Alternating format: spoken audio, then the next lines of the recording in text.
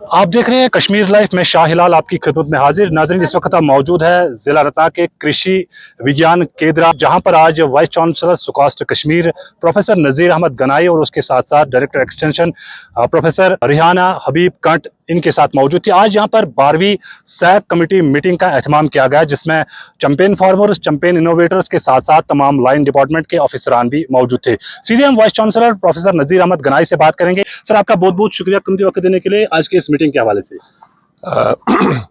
KVK Anantnag में आज हमने 12वीं साइंटिफिक एडवाइजरी कमेटी का इनेकाद यहाँ पे किया। इस मीटिंग का मकसद होता है कि हम पिछले साल की जो हमारी एक्टिविटीज़ हैं एग्रीकल्चर एक्सटेंशन और डेवलपमेंट के लिए, उनका हमने जायज़ा लेना होता है और अगले साल का प्लान हम आज इसमें तय कर लेते हैं। इस प्लान को तय करने के लिए हमारे साथ जो प्रोग्रेसिव फार्मर्स हैं, इनोवेटर्स हैं और साथ में लाइन डिपार्टमेंट्स के अफसर साहिबान भी होते हैं, हम उनसे फीडबैक लेते हैं। ख़ास बात इस KVK की ये है कि हमने अनंतनाग डिस्ट्रिक्ट में एक एग्रीकल्चर रेवोल्यूशन पे हम काम कर रहे हैं। ये हमारा राइस बाउल है यहाँ पे, और हमारा तखमीना है कि आने वाले सालों में कम से कम अनंतनाग डिस्ट्रिक्ट राइस की पैदावार में हम खुद कफील होंगे। यहाँ पे वालनट एक दूसरा बड़ा क्रॉप है जिस पर हमारा फोकस है। इसी तरह से जो एक हमारा कैश क्रॉप है एप्पल, जो हाई डेंसिटी ऑर्चर्ड सिस्टम की तरफ जिस तरह से बढ़ रहा है यहाँ पे, उसका भी बहुत बड़ा यहाँ पे एक है। साथ में चूँकि माहौल और बदल रहा है, मौसमी तब्दीलियाँ बड़ी ज़ोरों से हो रही हैं, क्लाइमेट चेंज हो रहा है, ग्लोबल वार्मिंग है। ये चूँकि एक काफ़ी इलाका यहाँ पे हमारा बारानी इलाका है, करीब 60% से ज़्यादा जो ज़मीन हमारी है वो रेन पर है, तो वाटर हार्वेस्टिंग पे और भी हमारा जोर है यहाँ पे। इस KVK में जहाँ पे हम अभी खड़े हैं, हमने एक बहुत ही उम्दा जो zero energy water harvesting system और वाटर डिस्ट्रीब्यूशन सिस्टम यहाँ पे लगाया हुआ है, और ये एक मॉडल सारे जम्मू कश्मीर के लिए है।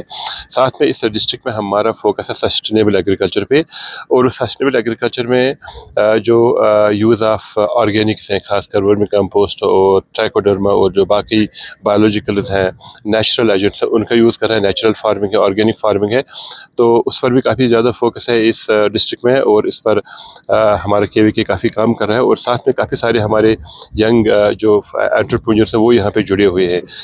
आज के इस मीटिंग में हमने बाहर एक डिस्प्ले था यहाँ पे कुछ इनोवेटर्स का, जिन्होंने यहाँ पे एग्रीकल्चर में काफ़ी अच्छी इनोवेशंस के लिए, उस इनोवेशंस के आधार पे उन्होंने अपने स्टार्टअप्स और बिजनेसेस भी यहाँ पे शुरू किए हुए हैं। सर, आपसे जानना चाहेंगे कि इस साल अगर देखा जाए रेन डिफिसिट बिल्कुल कम पड़ा हुआ है, तो जाहिर सी बात है फार्मर्स को उससे नुकसान भी हुआ है।